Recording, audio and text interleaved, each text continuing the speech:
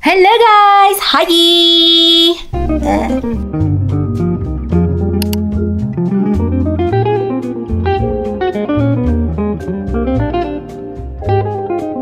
So tayo ay gagawa ng choco crinkles. Well, actually, ipe-prepare lang natin siya kasi dapat kasi ang choco crinkles is nasa i-chill mo muna siya before mo like i-bake. Kaya gagawa na ako ngayon para pag mag-bake ako bukas Saturday, ready na yung ating choco crinkles. So tayo ay magbe-bake. Ano na mag-bake? Magpe-prepare. Dito ko nagagawin. Hindi ko na ginawa sa kitchen kasi masyadong magulo sa kitchen. Hindi to siya akin, pero ito yung ginagamit kong ingredients kapag nagcho-choco crinkles ako. And kahit wala kong experience na mag-bake, magiging perfect talaga ang choco crinkles experience nyo guys. Okay, so again, kung ginawa nyo to, comment kayo sa baba kung tinry nyong gawin. Okay? Ay, alam nyo ba guys, nag-message sa akin yung ngayon, yung manong, yung order ko, dadating ngayon yung ating air dryer. Perfect, dadating air dryer. So excited tayo sa part na yan.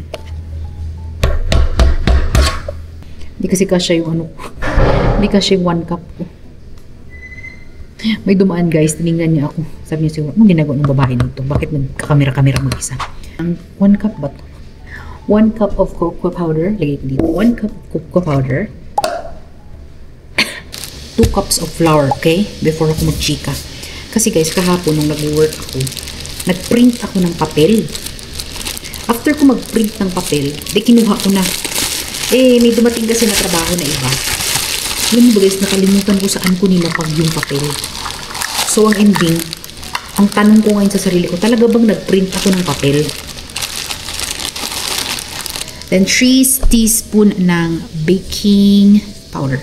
3 teaspoon.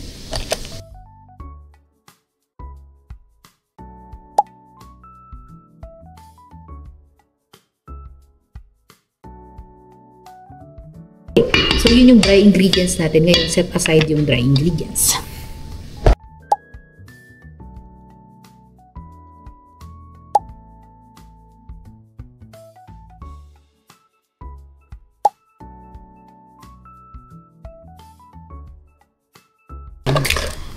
Very demute.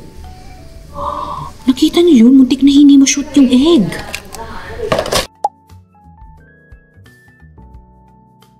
Next week, gagawa ako ng orange cake ko ulit. Tagal-tagal ko na hindi ginagawa. Grabe talaga guys, matagal-tagal na ako hindi nagbe-bake. Tinatamad man good talaga ako guys. Gaya ganito. Minsan ang ginagawa ko pag ganito guys, nakahiga, nanonood ng movie or nag-i-edit ng vlog.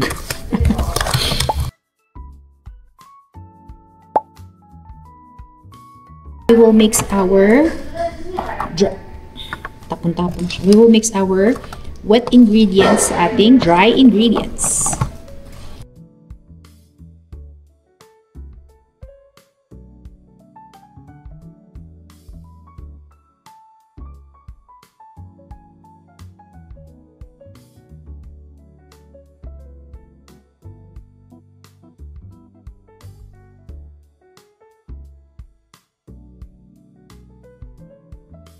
So, una, ganito muna siya guys. Ganito muna siya pag una. Ayan na guys. Nag-ano na siya. Ganito. Ganito yung gusto nating resulta. Ito sa inyo.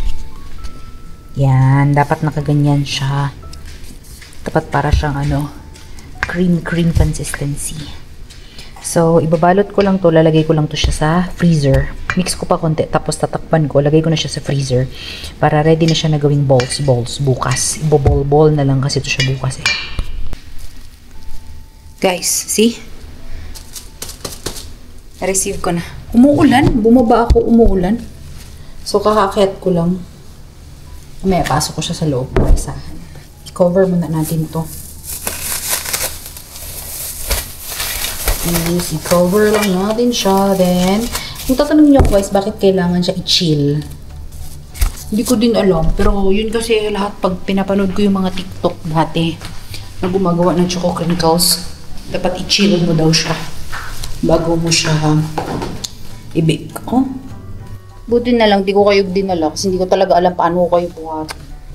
So, iniisip ko kung saan ko lalagay yan. Siguro lagay ko na lang doon kasi may outlet doon eh. Meron akong saksakan. I-fix ko na lang itong dito na part ko. Ito sa inyo. Here. Wala kasing may-ari dito. So, ito box lang naman to ni Ate Juliet. Gagamitin ko na lang to. Akin na lang tong area na to. Dito ko nalagay yung air fryer ko. I-fix ko yan. Okay guys, so unboxing na natin to agad para ma-set up na natin to doon. Excited ako i-set up.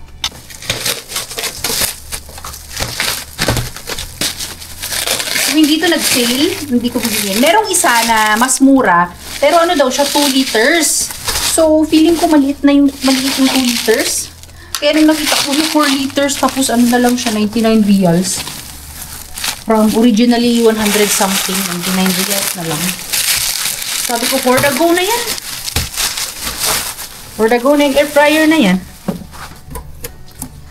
For the go. For the go. Baliktad ba? Woo! What's the color that I chose? This is the color that I chose. Para siyang rose gold. Rose gold?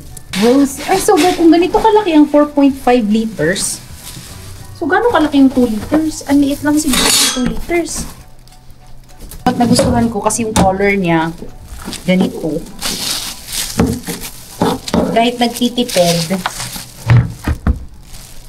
Ano to? Bakit ganun? Ah, okay. Style niya pala. Yun. Tapos namin, guys.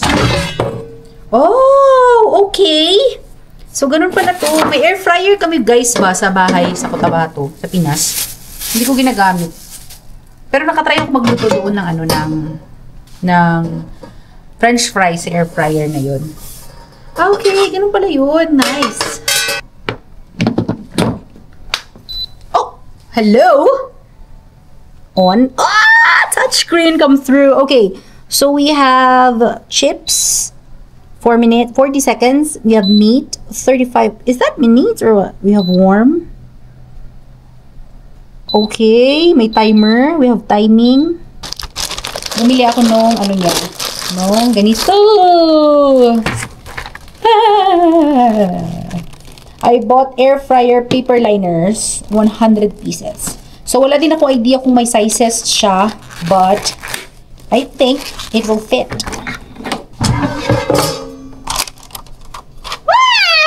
Perfect! Perfect fit para sa aking 4.5 liters. Ayan.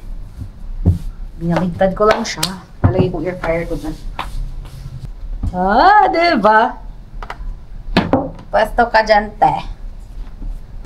Dyan ang ating air fryer. Guys, princess na siya masyado. Tinakpan ko siya. Ganyan. Tapos dito sige, binalik ko yung flour. Tapos pag gagamitin ko, ibaba ko lang yung flour. Hindi ko naman yung gagamitin araw-araw. Speaking of fruits, kunin ko yung orange ko. Hindi ko pala naubos yung last ko na orange. Nung nagbukbang ako.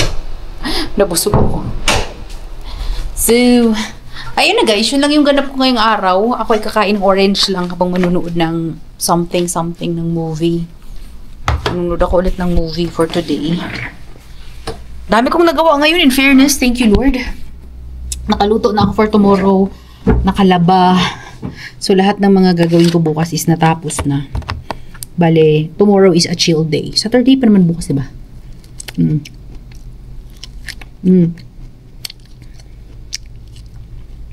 Jammers. Map. Basahin ko nga to. Instruction ng air fryer ko.